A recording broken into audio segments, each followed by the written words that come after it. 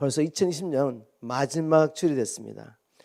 매년 이맘때가 되면 저와 여러분이 함께 느끼는 건 뭔가 하면 정말 한 해가 빨리 지나간다라는 생각을 해봅니다. 그런데 사실 우리 인생도 그렇게 빨리 지나가겠죠. 우리가 이 세상에 사는 동안에는 이 시작하는 날이 있으면 반드시 끝나는 날이 있습니다. 우리가 태어난 날이 있는가 하면 죽는 날이 있죠. 이 세상의 역사가 시작된 날이 있지만 또 이 세상의 역사가 끝나는 날이 오게 됩니다. 이 세상의 끝에는 우리 주님이 반드시 오시게 될 텐데 2020년 끝이 오는 것처럼 우리 주님 오시는 그 세상 끝날도 반드시 올 것입니다. 그래서 지혜자는 이렇게 말했습니다. 전도서 7장 2절 말씀이죠. 초상집에 가는 것이 잔치집에 가는 것보다 낫다. 결국 모든 사람은 다 죽을 것이므로 살아있는 동안에 언젠가는 죽는다는 사실을 항상 명심해야 한다.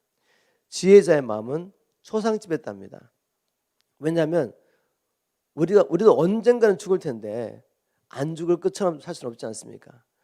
끝이 온다면, 인생의 끝이 온다면 우리가 그 끝을 생각하면서 그 끝이 아니라 영원한 세계로 들어가는 관문항수를 할 때 영원한 세계에서 우리가 어떻게 살 것인가를 생각하며 인생을 지혜롭게 산다는 말씀이죠. 그래서 모세는 이렇게 기도했습니다. 시편 90편 12절 모세 기도죠. 우리에게 우리의 날 계수함을 가르치사 지혜로운 마음을 얻게 하소서. 하나님 앞에 우리의 날, 주님 나의 남은 날이 며칠입니까? 라고 기도했습니다. 남은 날이 얼마나 남지 않은 것을 알게 될 때 우리는 하루하루를 지혜롭게 하나님께서 우리에게 주신 이 날들을 살 수 있기 때문입니다. 나의 날이 얼마 남지 않았다는 것을 알게 될 때 우린 지혜로운 처녀처럼 주님 맞이할 준비를 하며 살 수 있을 것입니다. 그렇지 않으면 세상의 분주함 때문에 우리 마음이 어두워져서 마치 이 세상이 영원할 것처럼 산다는 것입니다. 장차 올 세상에 대해서 생각하지 않기 때문에 이 세상이 전부인 줄 알고 세상을 위해서 살게 되는 것입니다. 오늘 우리가 2020년 마지막 주를 맞이해서 데살로니가서 말씀을 나눠보면서 우리의 마음이, 우리의 시선이 다시 한번 세상 끝에 오시는 우리 주님에게로 맞춰지기를 주님으로 축복합니다. 데살로니가후서 메시지를 통해서 우리가 어떻게 이 마지막 때를 준비해야 될 것인지 한번 살펴보도록 하겠습니다. 데살로니가후서를 통해서 주시는 주님의 메시지는 분명합니다. 첫 번째 주시는 메시지는 주님은 반드시 다시 오신다는 메시지입니다. 왜 주님께서 반드시 다시 오셔야 합니까? 하나님의 말씀을 들어보면 하나님을 대적하고 주의 백성들을 핍박하는 자들을 심판하심으로 하나님의 공의를 이루시기 위해서 주님은 반드시 오셔야 합니다. 데살로니가후서 1장 6절 우리가 조금 전에 것도 말씀이지만 다시 한번 보겠습니다. 왜 주님이 반드시 오십니까? 그렇지 않으면 하나님의 공의가 이루어지지 않습니다. 6절 이렇게 말합니다. 하나님께서는 공의로우신 분이시므로 지금 여러분에게 고난을 주는 자들에게는 장차 고난으로 갚아주실 것이고 장차 고난으로 우리를 핍박하는 자들, 하나님께 속한 자들을 핍박하는 자들을 공의로 심판하실 것이라고 말했습니다. 그것이 언제입니까? 7절 마지막 분이죠. 이 일은 주 예수께서 능력 있는 천사들을 거느리고 하늘로부터 불꽃 가운데 나타나실 때 이루어질 것입니다. 주님 오셔서 어떻게 심판하십니까? 8절 보십시오. 그때 하나님께서는 하나님을 알지 못하는 자들과 우리 주 예수의 복음에 순종하지 않는 자들에게 두려운 형벌을 내리실 것입니다. 곧 그런 자들은 주 앞에서 추방되고 주의 영광스러운 능력에서 떨어져 나가 영원한 멸망의 형벌을 받게 될 것입니다. 라고 선포했습니다. 악한 자를 심판하는 날이 반드시 온다는 것입니다. 그 악한 자를 심판하심으로 하나님은 공의를 이루시겠다고 말씀하십니다. 악한 자가 심판을 받지 않으면 하나님은 공의로우신 하나님이 아니시죠. 하나님은 공의 하나님이시기 때문에 반드시 악인을 심판하신다. 악한 자는 악을 행하여도 하나님의 심판이 곧바로 집행되지 않기 때문에 이런 생각을 합니다. 하나님은 계시지 않구나. 왜? 내가 악을 행했는데 하나님 심판 안 하세요. 하나님은 없다. 그래서 더욱 담대히 악을 행합니다. 그리고 심지어 하나님을 조롱하며 하나님께 속한 하나님의 백성들을 핍박하죠. 주님 말씀하십니다. 주님께서 오셔서 마지막 날, 마지막 이 세상 끝에 오셔서 이 악인들을 영원한 형벌로 심판하시고 하나님의 공의를 반드시 드러내시겠다. 바로 하나님께서 자신의 공의를 드러내시기 위해서 반드시 오신다고 했습니다. 악인들이 마지막 날 심판을 받고 들어갈 이 영원한 형벌을 받는 곳, 우리가 지난주도 나눠봤지만 그것은 구더기도 죽지 않고 불도 끄지 않는 것입니다. 부활한 몸을 가지고 소금에 절이듯이 불에 절여질 것이라고 주님이 말씀하셨죠. 주님이 친히 소금치듯 하리라. 지옥에 떨어진 육체, 부활한 육체를 가지고 떨어진 사람들은 그곳에서 불에 절여지듯이 그 불이 그 몸속에 탁 스며들어서 불의 고통을 하루 이틀, 100일, 1000일도 아니고 영원토록 소금치듯 불에 절여짐을 당하게 될 것이라고 주님 말씀하셨습니다. 이 무서운 형벌 받는 것에 떨어지는데 사실 우리 모두도 그것에 떨어질 존재였죠. 그런데 하나님께서 우리를 사랑하심으로 우리를 대신하여 독생자를 주심으로 우리가 지불해야 될 이 죗값을 지불하게 하신 것을 믿으면 우리의 죄는 십자가에서 처리되고 이 형벌 받는 곳에서 우리가 구원을 받게 됩니다. 그런데 어떤 사람들은 이런 하나님의 사랑과 은혜를 믿지 않습니다. 말도 안 돼 라고 말하며 하나님은 없어 라고 말하며 담대히 악을 행하고 또 하나님을 믿고 하나님 뜻대로 사는 사람들을 이유도 없이 미워하면서 핍박하게 되죠. 주님 말씀하십니다. 주님이 천사들과 함께 영광스러운 모습으로 다시 오실 때 모든 육체가 주님의 영광을 보게 될 텐데 그때 하나님께서 악인들을 영원한 멸망의 형벌로 심판하심으로 하나님의 공의를 이루시겠다. 하나님의 공의를 위해서 하나님 오셔야 합니다. 또 하나님이 반드시 오셔야 할 이유는 믿음 때문에 세상에서 환난과 핍박을 받았던 우리들, 믿는 자들을 영원한 안식으로 그리고 하나님의 아들의 영광으로 인도하시기 위해서 반드시 오셔야 합니다. 그날이 없다면 우리는 그 소망 가운데 살고 있는데 그날이 없다면 우리가 왜 주의 이름을 인하여 환난과 핍박을 당하게 되겠습니까? 그러나 반드시 주님이 오셔서 주님의 이름을 인하여 환난과 핍박을 받았던 사람, 이 세상에서 자기를 부인하고 십자가를 지며 주님의 오심을 기다렸던 자들에게 반드시 오셔서 영원한 안식과 또 하나님의 아들의 영광에 들어가게 하실 것이라고 말씀하셨죠. 데살로니가 후서 1장 7절 보겠습니다. 고난을 겪고 있는 여러분과 우리에게는 장차 안식으로 보상해 주실 것입니다. 이 일은 주 예수께서 능력 있는 천사들을 거느리고 하늘로부터 불꽃 가운데 나타나실 때 이루어질 것입니다. 10절 또 보십시오. 그날에 주께서 주의 거룩한 백성들 가운데서 영광을 받으시고 주를 믿는 모든 사람들 가운데서 찬양을 받으실 것입니다. 여러분은 우리가 전하는 이 정언, 이 복음을 믿었으니 이 복된 대회에 참여하게 될 것입니다.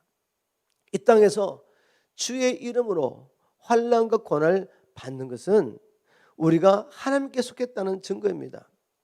그래서 주님께서 다시 오실 때 그 주님의 영광스러움에 우리가 함께 참여하게 될 것이라는 또한 증거가 되죠. 그래서 이 땅에서 핍박과 환난을 받을 때 믿음의 선진들은 우리가 이 영광에 들어갈 것을 바라보면서 오히려 주의 이름을 인하여 능력받게 합당한 자로 여겨졌다고 여기며 감사했던 것이죠. 기뻐했던 것입니다.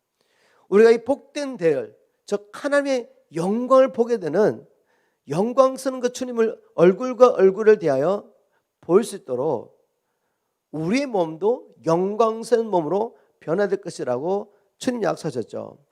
요한일서 3장 2절 말씀입니다. 요한일서 3장 2절 신문 성경. 사랑하는 형제들이여, 누가 뭐래도 이제 우리는 하나님의 자녀입니다. 세상 사람들이 뭐라고 말하든 사람의 평가가 중요한 것이 아닙니다. 우리 안에 성령의 증거가 있고 우리가 하나님의 백성이 됐다는 증거로서 이 땅에 사는 동안에 복음 때문에 환난과 핍박, 바로 그것이 우리가 하나님의 증거됐다는 하나님의 자녀겠다는 증거인데, 우리가 하나님의 자녀입니다. 그렇다면 우리가 앞으로 어떻게 될지는 아직 알 수 없지만, 하지만 그리스도께서 다시 오실 때 우리도 그분처럼 될 것임을 우리는 알고 있습니다. 그때 우리는 그분의 참모습을 보게 될 것이기 때문입니다.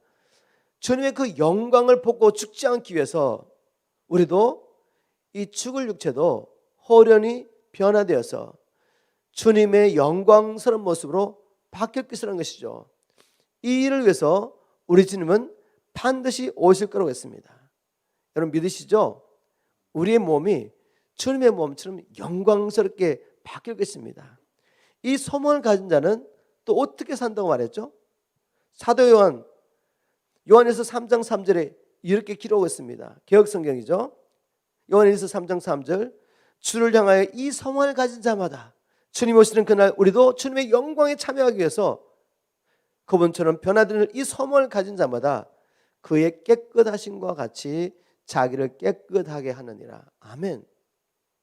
마치 평생 함께할 신랑을 발견한 신부가 이제는 세상의 다른 모든 형제들과 자신을 분리시키고 오직 결혼할 그날을 위해서 신부 단장을 하는 것처럼 주님을 만나서 그 주님의 영광에 참여할 소망을 가진 참으로 믿는 자는 이 땅에 살 때 반드시 구별된다는 것입니다.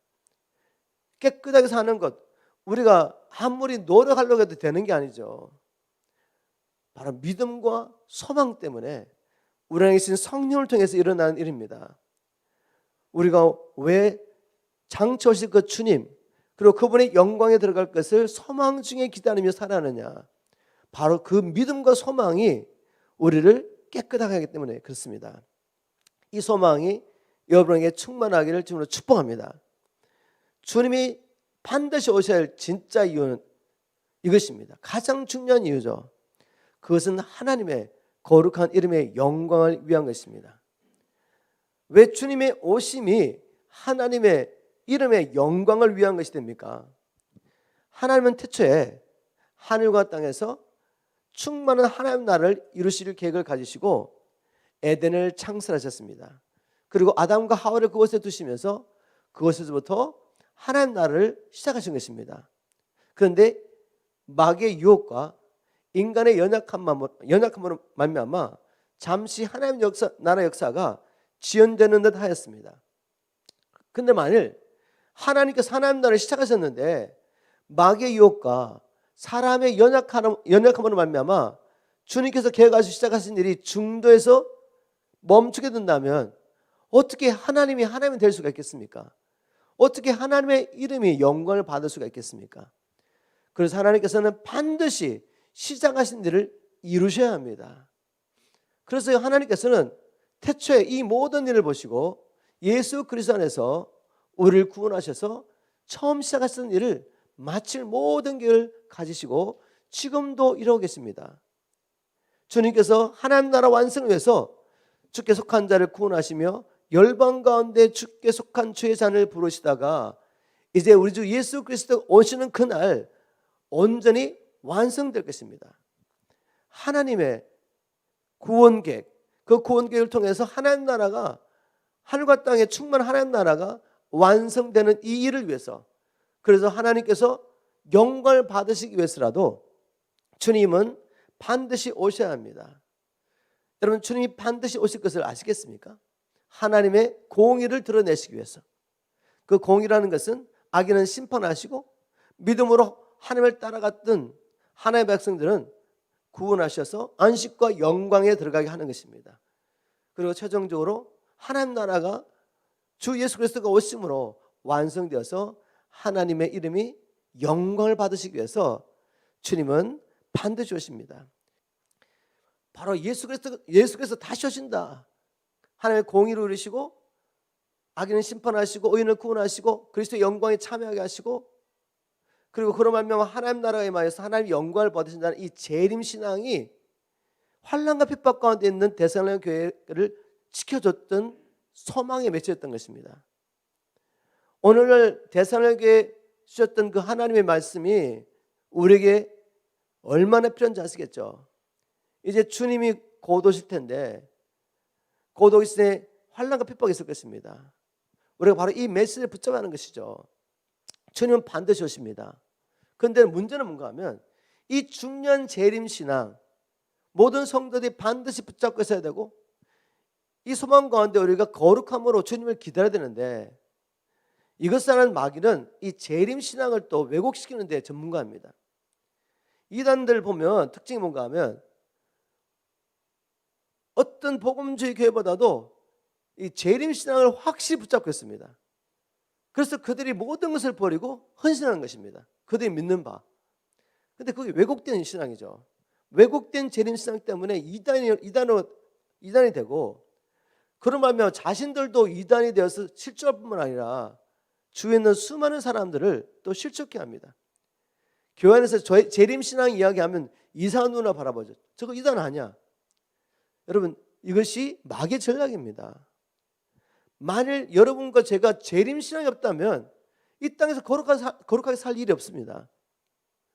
우리가 이런 재림신앙이 없다면 이 땅에서 거룩하게 살 수 없다는 것이죠. 이 중요한 재림신앙을 왜곡합니다. 데살로니가 교회도 바로 그런 일이 있었죠. 이들이 이 재림신앙을 붙잡으며 믿음을 지켰는데 이걸 무너뜨리려고 마귀가 어떤 일을 했죠? 교회 안에다가 주님 이미 오셨다는, 주님 이미 재림하셨다는 이 거짓 메시지를 막 풀어낸 거죠. 그것을 보고 바울이 두 번째 편지를 쓰기로 마음을 먹은 것입니다. 데살로니가서 2장 1절부터 3절에 왜 바울이 데살로니가 교회에 다시 한번 이 편지를 쓸 수밖에 없었던 이유가 나오죠. 데살로니가서 2장 1절부터 3절입니다. 형제 여러분, 우리 주 예수 그리스도께서 다시 오시는 것과 우리가 그분 앞에 함께 모이는 것에 대하여 말하겠습니다. 즉 주님의 공중 재림과 주님께서 천사의 나팔과 함께 공중에 다시 오실 때 믿는 자들이, 믿음 안에 죽었던 자들이 먼저 부활하고, 그리고 믿는 자들이 우리가 아직 죽지 않았다면 이 죽을 몸이 호련히 변화돼서 휴거를 당해서 주를 만나게 되는 이 일에 대해서 내가 말하겠습니다. 2장 2절, 여러분은 하나님께서 계시나 특별한 말씀을 받았다거나 우리가 보냈다는 위조 편지를 가지고 있는 사람들이 주님의 날이 벌써 왔다고 하더라도 흔들리거나 두려워하지 마십시오.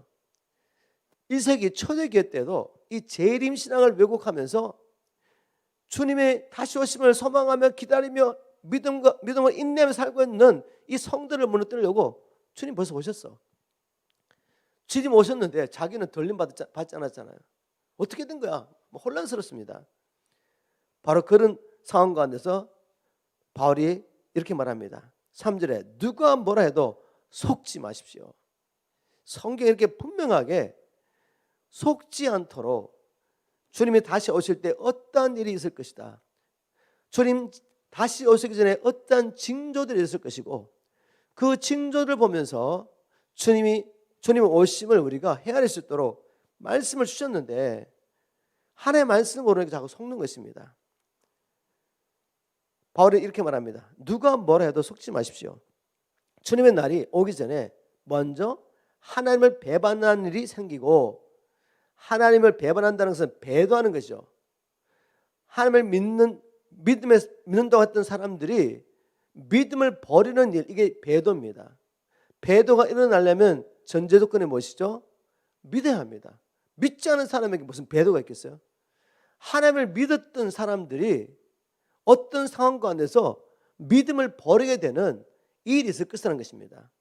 배도는 항상 역사 가운데 있었지만 주님 오시기 전에 징조로서의 배도는 온 세계적인 대대적인 폐해가 일어난 것입니다. 그 배도가 있고 멸망의 아들인 무업자가 나타날 것입니다. 즉 그리스도가 나타나야 한다는 것이죠. 주님이 오시기 위한 전제 조건으로 대대적인 교회 안에서의 배도와 그리고 불법의 아들 즉 그리스도가 나타나서 통치하는 그 일이 있기 전에는 주님이 안 오시는 겁니다. 그러니 지금 주님이 재림 예수를 외치는 사람들 다 가짜라는 거죠. 결국은 미혹의 영이 들어가니까 어린 나이라도 분별하면 알 수 있는 이단을 분별하지 못하고 빠져서 멸망의 길을 가고 있는 것이죠. 1세기 때도 이런 이단들이 들어와가지고 이렇게 중요한 재림신앙을 왜곡해서 예수를 믿는 사람들이 주님의 재림에 대해서 생각하지 못하게 막았습니다. 지금 교회마다 재림 이야기하면 다 이단시하기 때문에 언급을 못하죠. 그러나 여러분, 어느 때보다도 필요한 것이 지금 재림신앙입니다. 주님이 왜 오셨는지 반드시 오신다. 그래서 주님을 기다리며 우리를 깨끗게 하는 게 너무나도 중요합니다.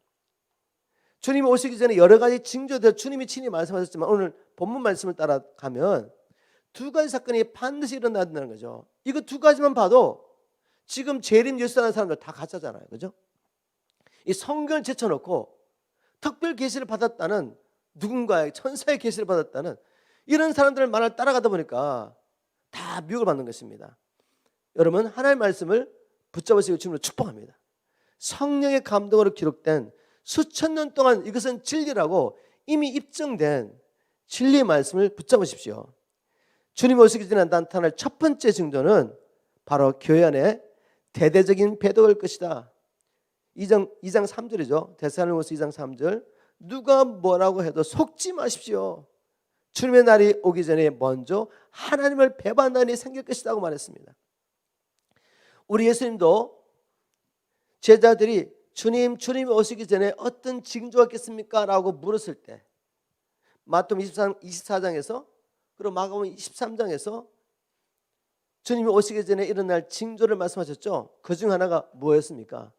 대대적인 배도였습니다. 마태복음 24장 10절입니다. 마태복음 24장 10절 11절 현대의 성경. 또 많은 사람들이 믿음에서 떠나 서로 배반하고 서로 미워할 것이며 많은 거짓 예언자들이 일어나 많은 사람들을 속일 것입니다. 여기 많은 사람들은 교회 밖의 사람이 아니에요. 왜? 믿음에서 떠나는 사람들이니까. 믿음을 가졌던 사람, 교회 안에서 믿음을 가졌던 사람들이 어떤 연유로 인해서 그들이 믿음을 버리고 떠납니다. 서로 배반하고 미워하게 되죠. 그런데 11절 말씀을 보니까 많은 거짓 선자가 일어나가지고 이 사람들을 미혹한다는 말이죠. 지금 이 예언이 우리가 살고 있는 이 시대에 우리 눈앞에 성취되고 있는 것을 보십니까? 복음주의 교회에 있는 많은 영향력 목사님들이 지금 뭐하고 있습니까? 종교 통합 운동에 앞장서고 계세요. 종교 통합 운동 아시죠 여러분? WCC 같은 이런 운동을 하고 계신 거죠. 모든 종교는 하나이다. 각 민족과 나라마다 그들이 부르는 하나님의 이름이 다를지라도 본질은 같은 하나님이다. 같은 하나님인데 다른 이름으로 섬기는 뿐이다. 그래서 종교 통합 운동을 합니다. 그 종교 통합 운동에 우리 무소신앙도 들어가 있고 무당도 들어가 있고 무엇까지 들어갔냐면 주체 사상까지 들어가 있습니다. 2,500만이 넘는 북한은 누구를 신으로 섬겼습니까? 김일성을 유일한 신으로 섬겼습니다. 그러면 이름은 다르지만 같은 하나님이다라고 말했는데 그들이 김일성과 예수 그리스도가 같은 하나님입니까? 말이 되지 않죠. 어린 나이라도 분별할 수 있습니다. 그런데 하나님의 말씀의 성취로 복음주의 교회 안에서도 한때 하나님의 역사를 이루었던 영향력 있는 목회자들까지 종교 통합 운동에 지금 참여하겠다는 거죠. 앞장서고 있습니다. 이거 좋은 거라고. 하나님의 말씀이 지금 성취되고 있습니다. 제가 이런 질문을 던져봅니다. 아니 왜 이렇게 사람들이 미혹을 받게 됐을까? 데살로니가서 2장 11절 12절에 보면 미혹을 받게 되는 이유를 바울이 분명히 성령의 감동을 기록하고 있습니다. 이러므로 하나님이 미혹의 역사를 그들에게 보내사 거짓 것을 믿게 하심. 하나님이 미혹의 영을 보내가지고 심판의 방편으로 미혹의 영을 보내서 거짓을 진리라고 믿게 만든다는 것이죠. 왜냐하면 그들은 12절에 보니까 진리를 믿지 않습니다. 하나님의 말씀을 안 믿어요. 하나님의 말씀보다는 영향 있는 목회자의 말을 믿고 하나님의 말씀보다는 교주의 말을 믿습니다. 표적과 기적이 나타나는 걸 보면서 그냥 따라가는 거예요. 진리의 말씀을 믿지 않고 또 깊이 들어가 봤더니 진리의 말씀을 믿지 않는 이유가 자기 재성에 그 사람이 전하는 복음이나 메시지가 맞는 겁니다. 진리를 믿지 않고 불의를 좋아하는 모든 자로 하여금 진리를 믿지 않고 불의를 좋아하는 모든 자들로 하여금 심판을 받게 하려고 하나님이 미혹의 영을 허락하십니다. 미혹의 영을 받으니까 어린 나이도 분별할 수 있는 것을 분별하지 못하는 거죠. 그들이 진리를 믿지 않고 불의를 좋아한다고 그랬는데 오늘날 복음주의 교회에서 주장하는 선포하는 메시지를 좀 들어보십시오. 정말 그게 성경적입니까? 우리의 행위로 구원받는 것이 아니라 하나님의 은혜를 믿음으로 구원받기 때문에 우리가 어떻게 살든지 우리 생각도 우리 마음대로 세상의 풍속을 쫓아도 그 행위는 우리 구원과는 아무 관계가 없다. 그저 예수 그리스도가 나를 위해서 대신 십자가에 죽으셨다는 이것을 믿기만 하면 구원이야. 그래서 이분들은 이렇게 말합니다. 회개나 아니면 예수님을 주님으로 섬기는 이 순종, 이것을 다 우리의 행위라고 말합니다. 그것은 우리의 상급에는 관련이 있을지 모르겠지만 우리의 구원은 오직 하나님의 은혜를 믿음으로 받는 것이기 때문에 회개할 필요도 없습니다. 구원을 위해서 순종할 필요도 없어요. 그것을 말하면 뭐예요? 그것은 행위로 더하는 것이기 때문에 하나님의 은혜가 아니라는 거죠. 여러분, 이런 왜곡된 복음을 믿고 있으면 내 마음대로 살아도 천국 간다는 이 복음을 믿고 있으면 미혹을 받을 수밖에 없습니다. 내 재성과 너무 맞지 않습니까? 진리를 원하지 않는 것입니다. 우리 예수님께서는 이미 말씀하셨어요. 좁은 문으로 들어가라고. 어떻게 살든 예수만 믿으면 천국. 이게 좁은 문입니까? 이건 넓은 문이죠. 2000년 전에 주님께서 말씀하셨고 그 말씀이 성경에 기록됐는데 이 진리를 믿지 않습니다. 그리고 불의를 좋아해요. 불순종해도 천국 갈 수 있다. 이걸 좋아합니다. 그러니 미혹을 받을 수밖에 없는 것입니다. 우리가 이런 미혹에 빠져들지 않기 위해서 어떻게 해야 되죠? 진리의 말씀을 믿어야 됩니다. 그리고 하나님의 의를 사랑해야 돼요. 하나님 나라와 의를 구하는 삶을 살아야 합니다. 제가 앞부분에도 말씀드렸지만 주님이 수천 년 전에 2000년 전에 이미 경고하신 말씀 들어보십시오. 마태복음 7장 13절이죠. 좁은 문으로 들어가라. 멸망으로 인도하는 문은 크고 그 길이 넓어 그리로 들어가는 자가 많고 이 마지막 때에 반드시 이런 데 있을 것입니다. 생명으로 인도하는 문은 좁고 길이 협착하여 찾는 이가 적음이라. 그리고 이 하나님의 경고와 관련해서 또 누구에 대한 경고하시죠? 거짓 선지자들을 삼가라. 양의 옷을 입고 너에게 나오나 속에는 노략질하는 일이라. 2000년 전에 이미 다 보시고 주님 말씀하셨는데 이 진리 말씀을 믿지 않아요. 그리고 무엇을 쫓아갑니까? 자기 귀에 즐거운 소리를 쫓아가는 것입니다. 내 죄성에 맞는 다른 복음을 따라가는 것입니다. 그래서 결국 하나님께서 미혹을 허락하십니다. 미혹에 들어가니까 이제는 뭐 삼척 동자라도 그냥 분별할 수 있는 일을 분별하지 못하고 이게 진리를 막 따라가는 것이죠. 그래서 바울은 말합니다. 미혹을 받지 말라고. 미혹을 받지 말라고. 이 배도한 일이 반드시 있을 것입니다. 우리는 이 배도의 물결에 절대로 휩쓸려가면 안 됩니다. 그러기 위해서는 진리의 말씀에 굳게 서 있어야 합니다. 주님 오시기 그러면 두 번째 준비는 뭐냐? 데살로니가후서를 통해 보면 불법의 사람 적그리스도가 반드시 나타나야 한다. 배도는 이미 시작됐습니다. 이제 적그리스도가 나타날 일만 남아있는 것이죠.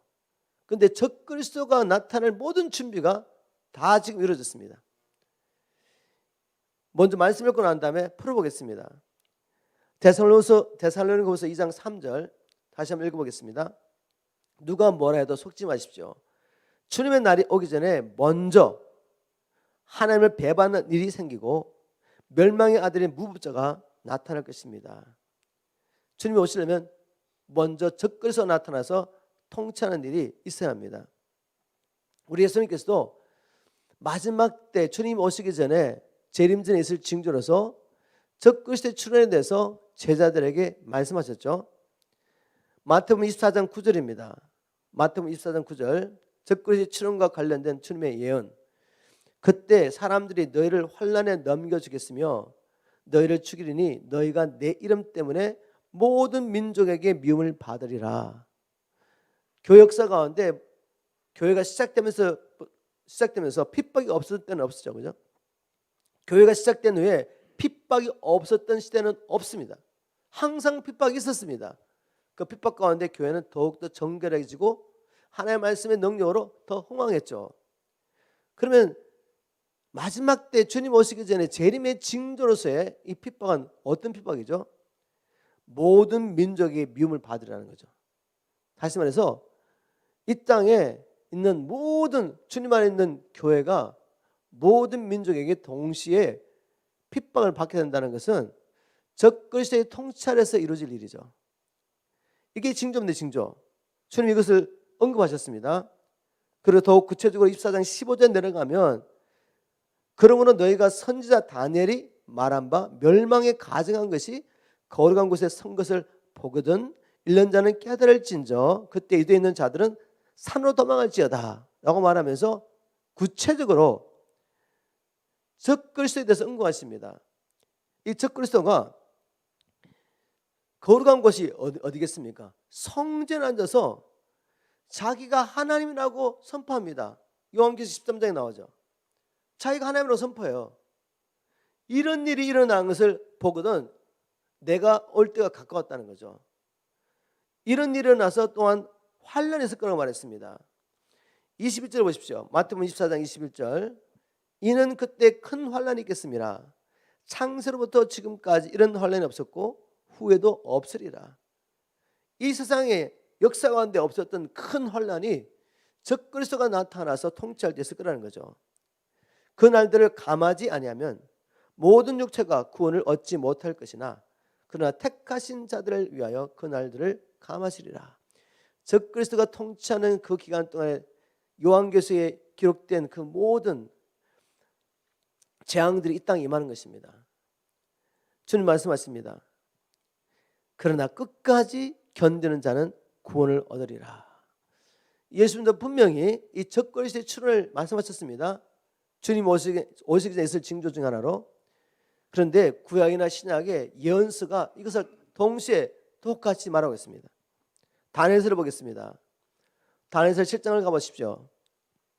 다니엘서 7장부터 12장까지는 특별히 마지막 때 있을 일들을 다니엘이 성령의 감동을 깨닫고 기록한 것이 바로 다니엘서 7장부터 12장까지 일인데 7장 21절에 적그리스도의 출현에 대해서 이렇게 말합니다. 내가 보니 이 뿔이 전쟁을 일으켜 성도들과 싸워 이겼다라고 말했습니다. 현대의 성경입니다. 내가 보니 이 뿔이 뭐죠? 적그리스도. 이 뿔이 전쟁을 일으켜 성도들과 싸워 이겼다는 말이 무엇이겠습니까? 뭐 성도들과 칼 들고 싸운다는 말이 아니라 하나님께서 적그리스도에게 권세를 주심으로 이 권세 아래서 성도들이 환난과 핍박을 받게 되고 해서 이렇게 표현한 것입니다.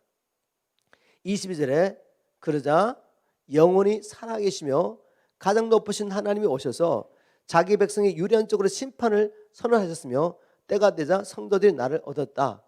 즉 주님이 재림하심으로 적그리스도를 심판하고 악인은 심판하고 의인은 구원하시고 하나님의 영원한 안식과 하나님 나라를 유보해 줄 것을 다니엘이 선포했습니다. 25절 보시면 또 이렇게 기록하고 있습니다. 적그리스도의 이 통치를 하나님께서 감하지 않으시면 정말 살아남을 존재가 없다는 거예요.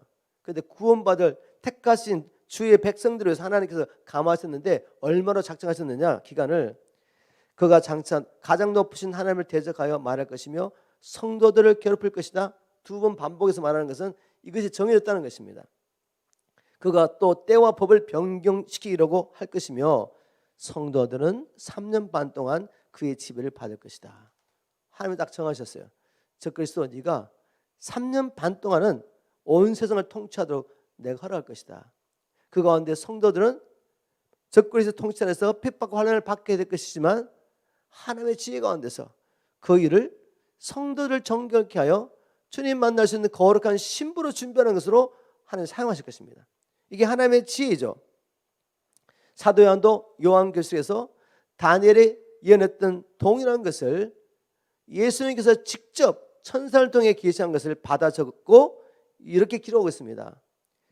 계시록 13장 2절 현대는 성경, 내가 본 그 짐승은 표범과 비슷하고 발은 곰의 발과 같으며 입은 사자의 과 같았습니다.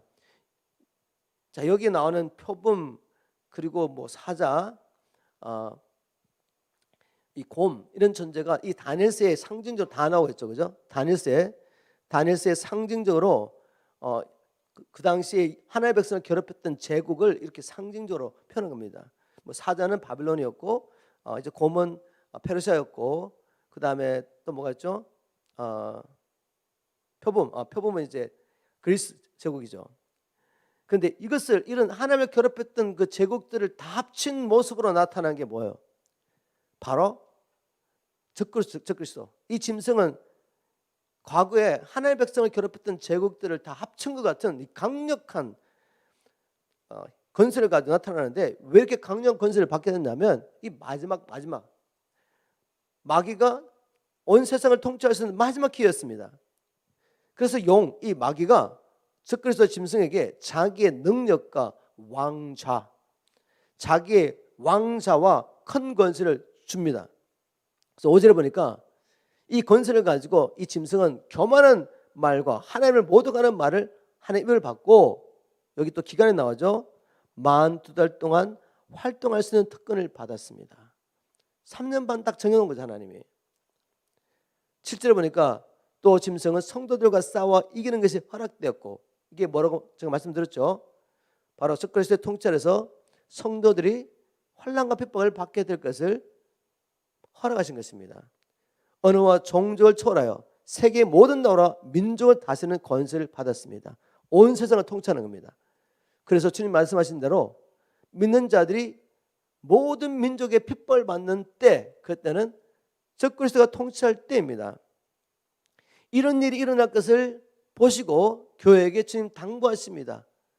이런 때도 여러분 믿음을 지켜야 합니다. 끝까지 믿음을 지키는 자는 구원을 받을 것이다. 그런데 이 일이 일어날 것을 모르고 준비하고 있지 않으면 어떻게 이기겠습니까?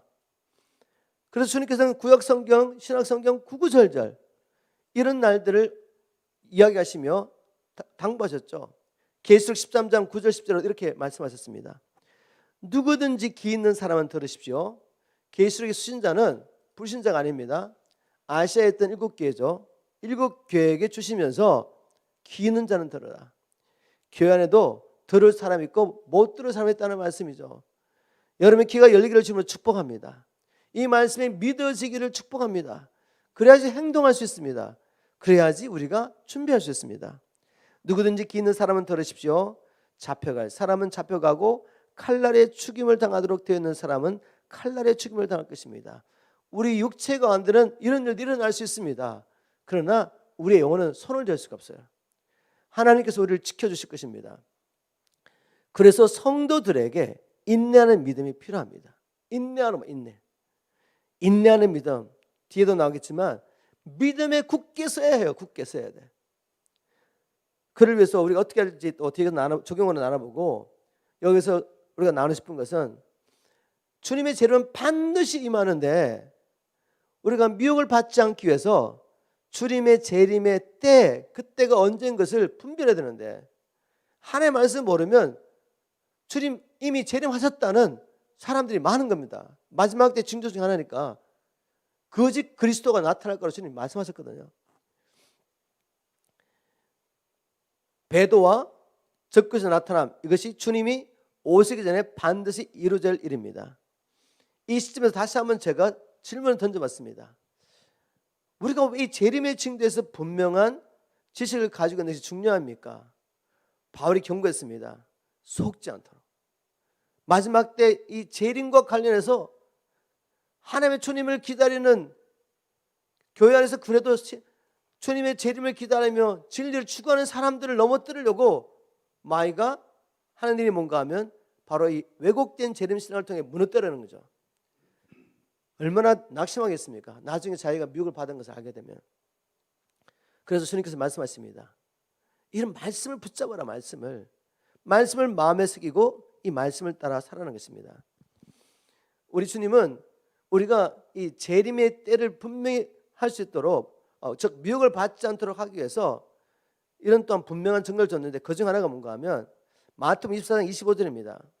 마태복음 24장 25절부터 27절 제가 읽어보겠습니다. 듣거라 내가 너에게 미리 말해둔다. 미혹받지 않도록 미리 말씀합니다. 사람들이 너에게 그리스도가 광야에 있다 해도 너는 나가지 말고 콜방에 있다 해도 믿지 말아라. 지금 여기저기서 여기저기서 그리스도가 이미 재림했다고 선포하고 믿고 따라가고 있는데 그거 믿지 말라는 거죠. 왜냐하면 번개가 동쪽에서 서쪽까지 번쩍이든 나도 그렇게 올 것이다. 초림하실 때는 베들레헴에 났는데 누가 알았습니까? 주님의 택함을 받은 몇몇 사람, 동방박사 그리고 목자들 밖에 몰랐습니다. 시몬과 안나 주님 오실 것을 기다리며 기도했던 사람들에게 소수의 사람들이 알려주셨죠. 그러나 주님이 다시 오실 때는 온 세상 사람이 다 알 수 있도록 번개가 번쩍거리면 어디든지 다 볼 수 있지 않습니까? 그렇게 오실 것이기 때문에 여기가 나타났다 저기 나타났다 할지라도 믿지 말라는 거죠. 자, 이렇게 분명한 말씀인데 불구하고 사람들이 미혹을 받습니다. 왜? 진리를 믿지 않으니까. 그리고 불의를 좋아하니까. 여러분 진리를 믿으십시오. 의를 사랑하십시오. 그것이 우리가 이 마지막 때에 미혹을 받지 않는 방법입니다. 이렇게 모든 육체가 볼 수 있는 방법으로 주님께서 반드시 다시 오신다면 우리는 어떻게 준비하고 살아야 합니까? 오늘의 적용이죠. 오늘의 적용이어서 데살로니가후서를 통해 주시는 메시지 살펴보겠습니다. 결론적으로는 말씀과 기도로 깨어있지 않으면 다 미혹을 받을 수밖에 없다는 겁니다. 여러분 말씀과 기도로 깨어있기를 주님으로 축복합니다. 쉬운 말 성경 2장 15절입니다. 그러므로 형제들이여 믿음 위에 굳게 서라고 말합니다. 믿음 위에 굳게 서라고 말하는데 네 서겠습니다. 근데 어떻게 씁니까? 믿음 위에 굳게 서려면 어떻게 해야 되죠? 그 뒤에 나오는 말 우리가 여러분에게 편지나 말로 전한 가르침을 잘 간직하고 지키십시오. 즉 복음의 말씀 하나님의 말씀을 마음에 간직해야 됩니다. 간직도 안 되는데 어떻게 지키겠습니까? 하나님의 말씀을 마음에 간직해야지 이제 우리가 하나님의 말씀을 지킬 수가 있습니다. 그래서 믿음에 굳게 서는 것입니다. 믿음에 굳게 선다는 말은 다른 말로 하면 무슨 일이 일어날지라도 말씀에 순종하는 삶을 사는 것입니다. 누가 뭐라고 해도 하나님의 말씀을 믿으며 사는 것이 믿음에 굳게 서는 방법인데 이렇게 살기 위해서는 어떻게 되죠? 하나님의 말씀을 들어야죠. 믿음은 들으면서 나는데 어제의 믿음 가지고 오늘 살 수가 있겠어요? 몇 달 전에 몇 년 전에 어떤 집회 가서 말씀의 잔치 가운데서 하나님의 말씀이 막 들려져 가지고 그 말씀을 믿고 하나님을 깊이 경험하고 만났다고 해가지고 뭐 몇 달 가겠습니까? 우리가 킹덤 파워 캠프를 하면 3박 4일 동안 다른 거 못 듣게 하고 계속 말씀을 선포하니까 그 말씀의 능력으로 사람들이 하나님의 말씀이 들리고 하나님을 경험하고 소망이 생기고 주님 안에서 비전이 생기고 정말 변화가 일어납니다. 8시간씩 게임에 빠졌던 아이들이 하나님 만나고 나면 끊어버리고 자기들끼리 교제하고 싶어가지고 인터넷 들어가가지고 인터넷으로서 기도하며 자기 가족들 가운데 믿지 않는 아버지들 가족들에서 막 금식하며 기도하고 이런 일이 일어나요. 근데 이런 아이들이 어떤 환경 가운데서 이제 하나님의 말씀을 듣는 일을 못하면 어떻게 됩니까? 또 그 믿음에서 떨어집니다. 믿음도 살 수가 없어요. 우리도 마찬가지입니다. 지난주, 지난달 받은 은혜로 살 수가 없어요. 매일매일 밥을 먹어야지 우리 육체가 맡겨진 일을 감당할 수 있는 것처럼 우리에게 맡겨진 선한 일도 하나님의 말씀에 순종하며 믿음으로 하나님 나라 의를 구하는 이 일도 영의 양식을 매일 먹지 않으면 힘이 없어서 행할 수가 없습니다. 왜냐하면 믿음이라는 것은 하나님의 말씀을 들음으로 나기 때문에. 여러분, 말씀을 마음에 간직하고 이 말씀을 살아내는 일에 매일매일 헌신하는 길을 주님으로 축복합니다. 그리고 이 말씀 붙잡고 기도해야죠. 왜냐하면 우리 안에는 선한 것이 하나도 없습니다. 여러분이 뭔가 할 수 있다고 생각하는 순간에 또 넘어지는 거죠. 뭔가 내가 선한 일을 했다고 생각하는 순간에 자기의에 빠지고, 그래서 마귀에게 문을 열어줘서 실족하게 됩니다. 우리에게는 선한 것이 하나도 없습니다. 우리는 하나님의 말씀을 알아도 우리 안에는 그것을 행할 수 있는 능력이 없어요. 이 일을 너무나 잘하는 바울이 먼저 이렇게 믿음에 굳게 서서 내가 너에게 말로나 편지로 전해준 이 말씀을 간직하고 지키라고 말한 후에 이렇게 기도합니다. 16절 17절 우리를 사랑하셔서 우리에게 영원한 위로와 선한 소망을 주시는 하나님 우리 아버지와 우리 주 예수 그리스도께서, 앞에 수식어가 많이 붙었지만 주어는 뭐죠? 하나님 아버지와 예수 그리스도입니다. 이분들이 하신 일이 있습니다. 친히 여러분의 마음을 위로하시고 여러분의 모든 선한 일과 말을 붙드셔서 굳세게 해주시기를 빕니다. 기도하는 거죠. 하나님께서 붙잡아주지 않으면 어떤 선한 일도 선한 말도 우리가 할 수 없습니다. 그래서 바울은 성도로서 기도한 것입니다. 저와 여러분도 기도해야 합니다. 제가 이러면서 기도하지만 아침에 저는 기도할 때 절만히 기도합니다. 하나님, 저와 우리 PMC 성도들이 끝까지 이 말씀을 붙잡고 복음에 합당한 삶을 살게 해주십시오. 그래서 모두 주님 앞에 그 영광의 대례에 참여하게 도와주십시오. 이 기도를 하지만 여러분도 하셔야 돼요. 그리고 오늘 시간 관계상 제가 나누지 못하지만 3장 1절부터 바울은 성도들에게 자기를 위해서 기도드리라고 부탁하죠. 자기를 위해서. 이 말씀이 우리를 통해 흥황할 수 있도록, 그리고 악한 자들부터 우리를 지켜주도록 복음 전하는 자를 지켜달라고 기도하라고 성도에게 부탁합니다. 믿음은 모든 사람의 것이 아니다. 그래서 이 믿음을 대적한 데 일어나서 핍박하고 복음이 전파되지 않도록 막기 때문에 성도들에게 기도를 부탁했습니다. 저는 여러분을 축복하고 여러분은 또 목회자를 축복하면서 우리가 하나님 앞에 은혜를 구하지 않고 어찌 말씀대로 살 수가 있겠습니까? 말씀을 정리합니다. 적용으로서 우리 주님은 반드시 오십니다. 우리 개인의 종말이 있고 이 세상의 역사의 종말이 반드시 오는 것처럼 우리 주님이 오시는 그 세상 끝이 반드시 올 것입니다. 주님이 오신다면 우리가 어떻게 살아야 되겠습니까? 주님이 오시기 전에 분명한 징조를 꼭 기억하세요.